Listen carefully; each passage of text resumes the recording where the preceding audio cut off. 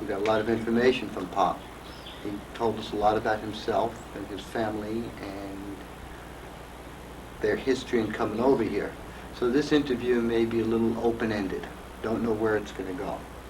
So I'm going to get up in a moment, and since I am cameraman and interviewer, I'll have to be doing both things. So I'll try to be polite to the camera. Hey, Pop, we're on TV right now. So, why don't we start off with your trip to North Carolina? Tell us a little bit about what you like down here. Do you like it? Well, what brought me to North Carolina is that I wanted, first of all, to visit my son Joseph in Asheville in his new home. That's so beautiful, it's beyond description. Yes. The scenery from his porch, which he calls the dock. Why does he call it the dock, Bob? Because it's like a head of a boat, you know. You sit on it and you see everything in front of you. I can understand you can see all of Asheville from in front of his All house. of Asheville and the mountains around it. And at night, the scenery is so beautiful with the lights lit in all different colors. It looks like diamonds over it. It's as good as a Christmas tree. It reminded me of the mountains of Lebanon when I was there. Really? The only thing is different is that Lebanon had the sea in between the mountains, and this here only the sky. The sky. That's beautiful. I believe Joe's probably 6 to 8 hours away from the ocean. Yeah. And then I went to his new place, which I think is the prettiest little jewelry store in the world. Well, I think Joe will be very happy to hear that. You think it's that? Yeah? I was there for a week, and he was while fixing the shop, and for a while he looked disgusted, trouble with the electrician, with the lights, and with the customers that did not come as soon as he expected them to. Did he open up already, Pop? He opened on Monday, and for 2 days it was customary, you know, people coming in, looking. And then, thank God, one customer came in and opened very nicely, which encouraged him and me. And you. Good. And I was very happy for that. Yes. Then he had the store almost finished when I left. And it's going to be real good. And I think he'll have lots of business there. Okay. And Jiddu, you've had a lot of experience with business over the years. You've had restaurants, you've had lace business, you've had quilting business, you've had grocery store business. It seems like if we go back over your history, your life and your father's life has all been filled with businesses. Can you give us some advice on, and you've been doing very good to me all week, giving me advice on running businesses, but for Joseph and for your son Floyd, who now has a business, and well, do you have any thoughts you could give us about Joe has lots of experience in the auction galleries, which was really disappointing. He's spent a lot of time in that, and it did not reward him for his efforts. Then he went in the jewelry retail business, and he built a very, very substantial business through his efforts and through his friendship with the customers. And that was very rewarding. He has a place in Delray Beach, Florida, which is very nice, large in size, Mm-hmm. which is comfortable for him to do business in. Sure. Let me back up. Maybe I wasn't clear with my question. What kind of advice do you give to us in setting up our business? What do you think is important in running a business to do? The most important thing in business Mm-hmm. You could look at me when you talk. is to get the business that you really would like to be in. And if it is not rewarding, you should have the courage to change it. That's a very hard thing for people to do. It is a very hard thing, but sometimes what you like is not what you can get. Maybe it's the location, it's the town you are in, it's the people that are in the town. What you like is different what other people like. So what you're saying is that the nature or the type of the business doesn't matter. What matters is that you should be making money. And if you're not making money, this move. is the important thing in business, is to make money. Mhm. Not to, all right, you have to have a business that you enjoy too. But if you don't enjoy it and you make money, I certainly will go into it. Uh-huh. Uh-huh. Yeah? Yes, you stay away from it Because- if you don't enjoy it. Because after all, we came from a very poor country. And we immigrated to make money first. Let's pick up on that point. You immigrated to make money. Why could you make money in the United States but not in Lebanon or not in Syria? At the time, or at my time when I immigrated, things were backward there.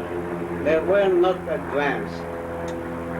And there was, in my hometown, there was very little opportunities. If you studied law, there wasn't many ways of making money in the law because the people there worked on trust. And they lived mostly to their trust. Okay, trust meaning that someday maybe we pay the family. Yes, there was very little in the, which I call, dishonest businesses. Very little of that was at that time. And if you want for a doctor to be a physician or a dentist, there was a limited amount of work there. Mm-hmm. There weren't too much payments in rewarding payments. Mm-hmm. So we'll look to where we can do the best we can. Mm-hmm. And And there wasn't a lot that you could do in Homs, for example. No, there isn't much. Uh-huh. Did a lot of people from Homs, the area you grew up in, did a lot of them think the same way you did in the early 1910? Did they think about leaving also? We thought about leaving back to go back. No, to come here. Did you think about leaving Syria to come? Lots of people, did they think about... Sure. At that time, a large number of people immigrated to South America. From Homs? From Homs Uh-huh, to Brazil, uh-huh. to Argentina, to Chile, mostly Mostly to South America. to then. South America. Most Interesting. of them went to South America Uh-huh. between Sao Paulo, or Rio de Janeiro, the seashores of there. Mm-hmm. Some went to Mexico, not too many to Mhm. Mexico, maybe 10, 15 families. Mm-hmm. But to Sao Paulo in Brazil, Mm-hmm. when I went there in 1958, Mm-hmm. there were 60,000 persons. Mm-hmm. The immigrants from my hometowns and their children and grandchildren and their big families. They all have big families there. 60,000 Syrian? 60,000 persons. Syrian persons? Syrians? From my hometown. Oh my Summit. gosh. Oh my gosh. They control a tremendous amount of business in the manufacturing, in real estate, in professions. There is quite few multi-millionaires in the big amounts, In real estate and mostly in manufacturing. That's the biggest part in Brazil. Textile business. Some people are in the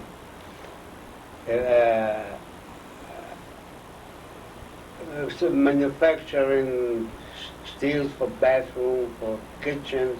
Mm-hmm. There's people manufacturing steel for trains, Mm-hmm. and some of them deal in business diamonds for cotton, Mm-hmm. but most of them are in the textile business. Okay. Some of them have 2,000, 3,000 advanced looms. Uh-huh. Wow. When I was there, I was surprised to see the goods that they manufacture. Today, I have seen one person in Delray Beach that buys short towels for bathing towels, about 45 inches by 70, 80 inches. He buys them by the carloads, Mm-hmm. by the thousands of dozens, Mm-hmm. made by one of my hometowns, Oh, really? yes, Yes. from Yeah. Homs. Let me ask a question about this. We have immigrants who come from Europe, who come from Africa, who come from South America today. Mm. It seems like when you came over and your families came over, you did not work for other people.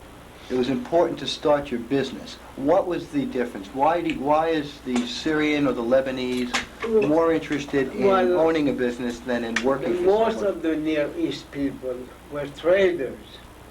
Uh-huh. They traveled. Uh-huh. Okay. There were very few industries. There were builders, Yes. brick layers, Yes. carpenters, Uh-huh. and then they had the handloom textile business.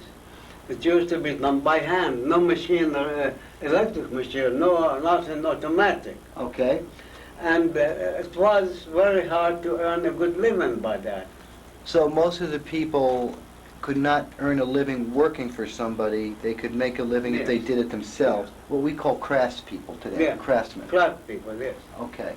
So the Syrian people that you grew up with had a long history of being a trader. But traders, Right. even the cities people traded with the country people mostly, Mm-hmm. and the local people. Mm-hmm. They used to make their shoes by hand, Uh-huh. suits by hand. Everything was done by hand. Uh-huh.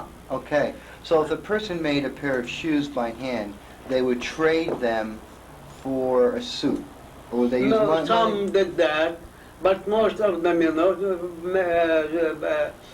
did that for money. Did it They for got money. paid for making them. Okay. Most of them was that. Okay. Things were so cheap at that time. Okay. Now, as far as you remember, I believe that this went on for a long time before you were born. The history. Oh, that's the history of the Near East is that. Traders. Yeah. Okay. Some of them traveled as far as India and the Philippines. Uh-huh. One person went into Japan and became the biggest pearl merchant in the East, Takla, Takla. and named Takla pearls after him. Uh-huh. Huh. Okay, so they became industrialists throughout the world. The as world, people yeah. left. Now you're saying that there's a history of traders in your culture, in your family, in the area. Do you remember much, let's say, about your grandfather? Was he a trader? Do you know much about your father's father? I don't know very much about him at all. At all. Okay. I don't know much about him at all. Okay. I know he raised a big family, Mm-hmm. and when he died, with the help of the men of the family, His sons. his sons, Mm-hmm. he left a nice, beautiful home Mm-hmm. that accommodated 20 people. Really? Okay. But How- I have no knowledge of what he did. What he did, but he had to do something to have a beautiful home. To Yes, have he lots of must have children. worked some way. Some way. Yeah. Okay. And do you remember how many children he had? Sure, he had 3 boys 3 boys. Uh-huh. and 4 girls. 4 girls. Okay, so your father had brothers and sisters. Sure. Uh-huh. My uncle Salim is the oldest. Okay. My father Shakir is the second. Uh-huh. My third uncle, the third child is my uncle Kamil. Camel. Okay. My uncle Salim had Aziz, Katen, Mm-hmm. Sadiq, Adib, Mm-hmm. Anwar. Katen died when he was around 22 years old. Uh-huh. My uncle had another boy, he named him Katen, Mm-hmm. and that was the rest of the boys. He Okay, had what was this? This was Shakir's family? That's Salim. Salim. Salim. Salim was He the had oldest. girls, Azizi, Mm-hmm. Raifa. Mm-hmm.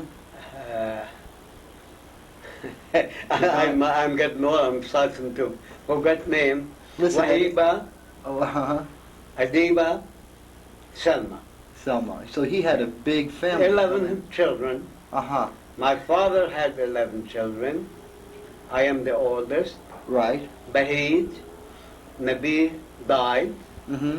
He had Bahija, Mm-hmm. and then he had another boy he named him Nabi. Mm-hmm. Then Nazir, Mayazi, Emir, and Philip. Uh-huh. Okay. Yeah. Okay. And I mentioned Bahija, yes. You mentioned Bahija, right. And then there was a third brother named Shakir. Named Kamil. Camel. Kamil had 11. What does camel mean? It's not camel. Kamil is complete. Complete. Okay. Complete. Uh-huh. Every name has a meaning. Salim is peaceful. Peace. Shakir is thankful. Kamil is complete. And Badie? Badia is good looking. Good looking. Yeah. How about And Katen? Khatan, Khatan. the Khatan word is from the Syriac Christ language. Uh-huh. It means groom, bridegroom. Bridegroom. So my name is good looking bridegroom. I like it. Okay, so back to Shakir. Shakir, which means complete. Yeah. Shakir. Shakir is thankful. Thankful. Camel is complete. Camel is complete. Yeah. Okay, so let's move over to Camel. And then he had 11 children.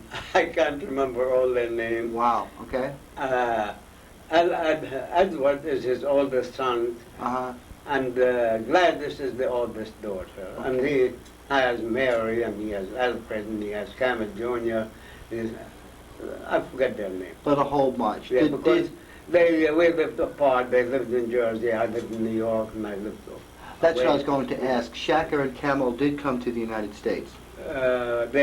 My Camel was the first one, he's the youngest. He came in the first. Did he come before you? He came sure. He came in about 15 years before I did. Oh, really? Yeah. Okay. And did Shakir come? My father came to visit me in 1928, Oh, that's correct. You told us and he that. died within 5 weeks. I'll come in. And Uncle Salim Mhm. came to visit his children in the late, around the late 30s. Okay. And he died here too, and his wife died here. My mother died here. My father died Right here. here, too. Yeah. That's correct. So Camel was the adventurous one. He was the first man to come. Mhm. He first went to Sao Paulo, Brazil. Oh, he did? Okay. He didn't like it, Uh-huh. so he came to the United States, Came to New York. to New York. My father went first to Brazil, to Sao Paulo. Uh-huh. While he was newly married and I was just 6 months old, Mm-hmm. he became very homesick. He went back to homes. He went back to house. Okay. and then came to visit me in 1928. Okay. What type of work did Camel do? Do you remember? Camel came here first. He started a little business like in a suitcase, and he established a little business in Washington Street, New York. Uh-huh.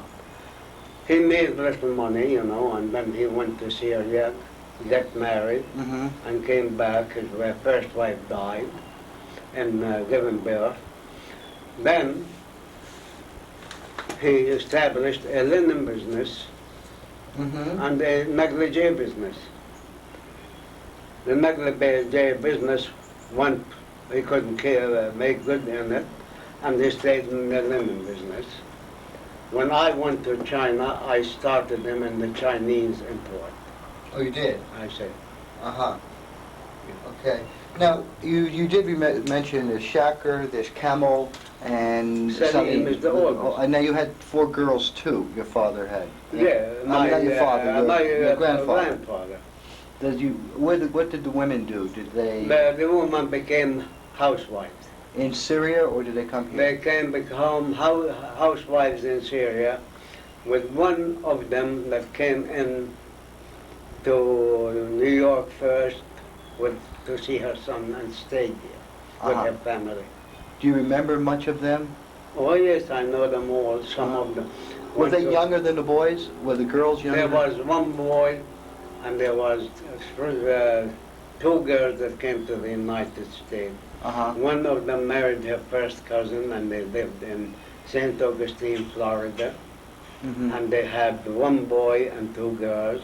One of the girls died when she was bright. The other one had a beautiful ladies department store in St. Augustine, Mhm. the prettiest store up there. Mm-hmm. Now, Helen, his partner in the business, got sick last year, and she is recuperating. So you kept contact with I your kept father's contact sister with for them years, huh? of some, that were close. Right.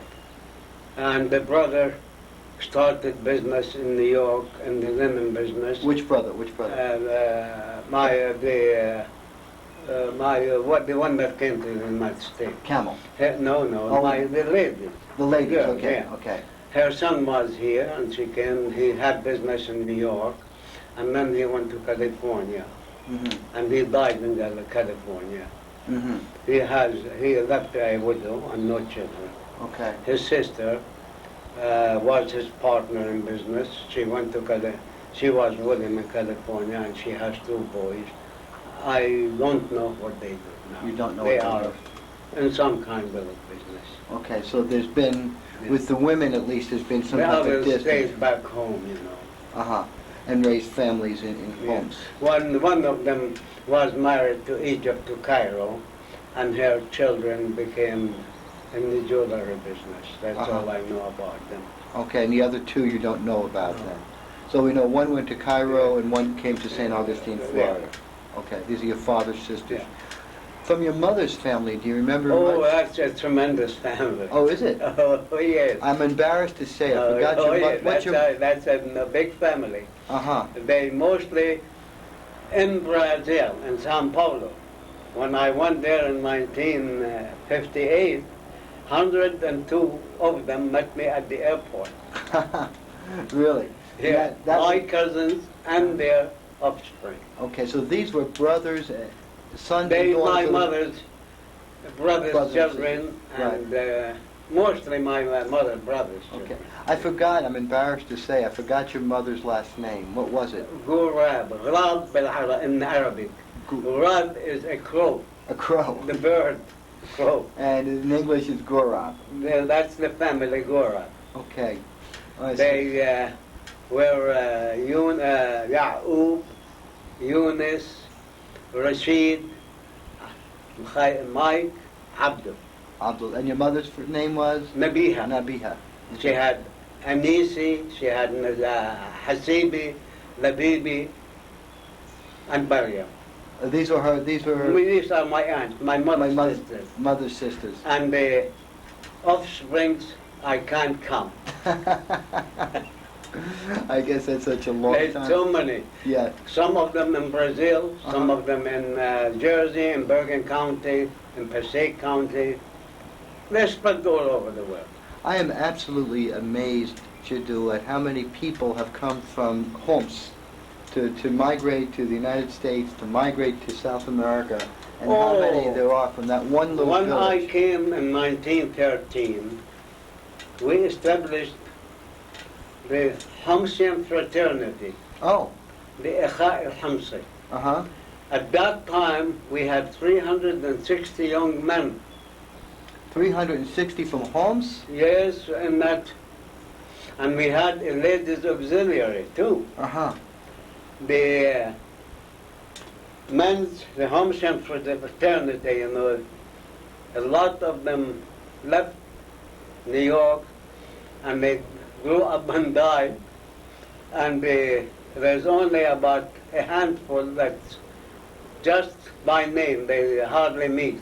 Really? And the latest auxiliary is dying too, Uh-huh. because the young people don't know much about their hometown, and they disband. They lose it. Well, Yeah. you're bringing up another question I'd like to ask.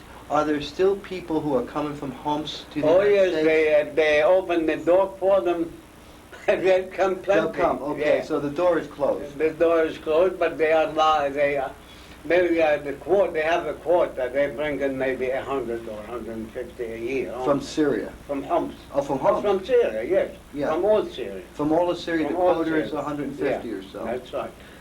But if you, they don't have to go on the preferred quota if you are an American citizen and you want to bring some of your family, Yeah, okay. immediate family. Yeah. So if somebody has family here, it's hard for me to imagine how anyone in Homs doesn't have a family in the Oh, United yes, States. sure, Everybody definitely. has a connection Definitely. now, it sounds Yeah. like. Yeah. Yeah. So, In Brazil, there's an awful lot. uh-huh, Oh, an awful lot. yeah, Maybe now they're in the 100,000. I mean, their descendants. sure. Yeah. Is the original name of a lot of the people from Homs Katen? Katen, Gorabs? Oh no, there's hundreds of names, you Different know. Oh yes. It's What like kind- the American name, like a professional name, like the Taylor, Okay, things like that. okay, so there are a lot And of... then there's lots of nicknames. Sure, sure.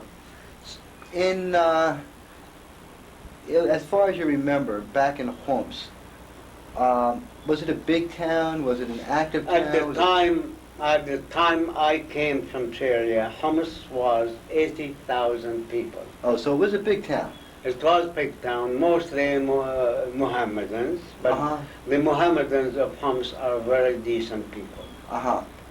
We were very close, associated with them. A lot of their children were educated in the Protestant Presbyterian school, Mhm. which became after the Syrian college. I see, I see. Okay. Today it must make you feel very, I don't know, bad maybe to see what's happening in Syria, the nature of the government today. The government today is it is not communistic, it's nationalistic. Nationalistic, yes. Syria would have been a very good friend of the United States, and it was, while Lebanon was part of Syria, it was the American, the United States, the missionaries, especially the Presbyterian missionaries, who established the American University in Beirut and branches in many other cities. Uh-huh. They were worshipped by the Syrians and the people of Lebanon. Mm-hmm. But after Israel has America supported Israel against the Near East, the people of that country turned against America And that created the problem. because of Israel's adventures in that land. Okay. So that's where the problem really began. That's the problem today. Pop, we have a problem. One of my neighbors are mowing their lawn, Yeah. And I think it's going to interrupt with this interview, so let's take a break right now, Okay. and when he finishes mowing, we'll come back. How's that? Okay.